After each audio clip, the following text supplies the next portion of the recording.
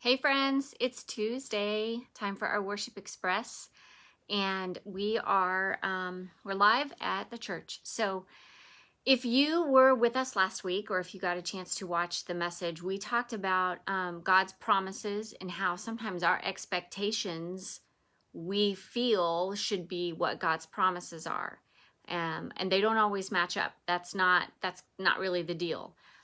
His promises are that he will always be with us, will never forsake us. And it doesn't always mean that the expectation that we have to, um, win $1 million or drive our dream car or, I don't know, make that basket at the last buzzer of the basketball game. That doesn't always mean that those expectations are the promises that he has for us. But tonight I'm switching gears a little bit and kind of, I don't know, this is going to be kind of a little bit funny, but also a little bit serious too. So the question that I have for you is something that's kind of been plaguing me for a while, but I know that there are some of you out there, because I have friends who have been in this position, but have any of you ever been hurt by your Christian friends, or by an organization that is a Christian organization, or a group of people that claim to be followers of Jesus, but maybe aren't treating you that way? I could raise my hand and say, yes, that's happened to me. I know I have a handful of friends that maybe that's happened to.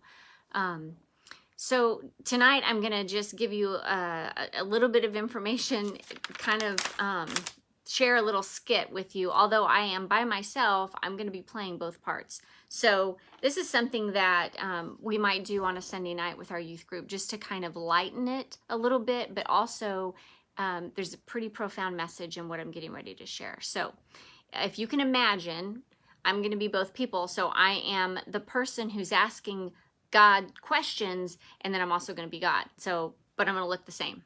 Okay. So, hey God, it's me. And I just want to let you know that I think I'm out of here. I think I'm going to go. And I just don't think this is for me. Okay. Well, I'll go with you. I'll go with you. Where do you want to go? No, you stay, God. You stay right where you are, because that's where you need to be. But I'm gonna go. I'm just gonna go. Well, why? What happened? Well, you've hurt me. You've hurt me a lot, and this isn't what I want to do. This isn't what I expected, and so peace out. I'm gonna go. Well, how? How have I hurt you? Well, your church friends, the Christians that are saying rude things to me, they're being rude, they're being mean, and it just doesn't feel good. And they're your people, so I just don't want to be here anymore. But what did I do to you? Well, they're just rude, and they're not following your lessons and your commandments and all of those things. They're just rude. But what did I do to you that made you want to leave me? Well, listen, I'm not they. I'm not them. I'm not the people that are hurting you. Well, they're not exactly loving people, and they're not doing what you've taught them. So let me see if I can explain something to you. I have given them my word. I've given this world my word. Just like a teacher gives students textbooks and lessons. Even though they might call themselves students, they might not be following the textbooks and the lesson plans. But some do, if you understand what I'm saying. So what happens to those Christians who aren't following your book and your word? Do they just get a free pass to do what they want? Not exactly. I have given my word, like I said, but there is a cause and effect. There is a consequence for the sin of this world. But you need to trust me that I will do what's right. Okay. All right. Are you still leaving? No, I'll stay with you. I'll stay with you, but only you. But now I'm worried about those people in my life that have been kind of rude and mean to me. I guess I better pray for them. Yep. that's the right thing to do. The end of the skit. So I found this on a site. It's a Christian site, and it's called Fold Family.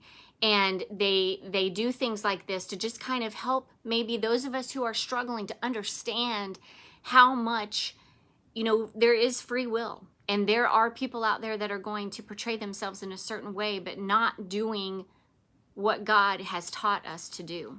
So I also want to read some scripture to you. In the book of Matthew, chapter 5, verse 44, this is Jesus talking. But I tell you, love your enemies and pray for those who persecute you. And that's one of the hardest things that I've learned to do. It's really hard to be forgiving, to do those things that we're taught to do, to wake up every morning with new mercy. And that is what God does. That's what God does for us. He does it for us every day. And I don't really feel like I'm deserving of that every day, but we get a fresh start. And so I think it's important to realize that even though there are people that are going to hurt us, there are people that are going to say they are Christians, and maybe they think they are, and maybe they are, but they're not following in the ways that God has taught us. They just need a reset, right? So that's maybe what we can do, is to help them by praying for them.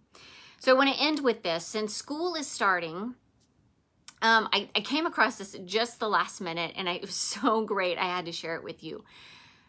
So there are a group of teachers out there. I have some teacher friends, not in this community, but my Oklahoma friends, and maybe they're 20 some years of teaching, and they shared this study, and I thought it was really cool, so I wanted to share it with you. So back in the 1950s, there was a doctor named Kurt Richter that did a study. He did a study on rats, and he put 3 rats in these jars of water to see how long they could tread water. And so 5, 10, 15 minutes goes by, and they started to sink. So he got them out, let them rest for a while, gave them a break, catch their breath, dried them off, and then he put them back in the water. And do you know how long they lasted this next time? Was it 5 minutes? Maybe 10? It was 60 hours. 60 hours.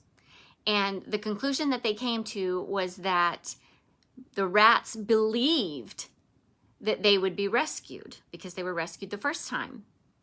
They could push their bodies just past what they thought was possible. And I think that is so extraordinary, because we are the same. Our bodies give out, our minds give up well before our bodies will. We have to do mind over matter sometimes. So if hope can cause exhausted rats to swim for that long, what could a belief in yourself and your abilities do for you? Remember what you're capable of, and remember why you're here. And one of the purposes that we are put on this earth for is to spread the love of Jesus and to share his light with those who persecute us. So that's my message tonight. It's a little bit lighthearted, but also with a serious undertone. And I hope you guys are having a good week. I hope that you will continue to be prayerful for those that are in your lives, and those that maybe you haven't seen for a while. You never know. They might be struggling, and maybe a prayer from you could be something that gives them a little bit of faith and uplifts them. So have a great night, and I'll see you next time.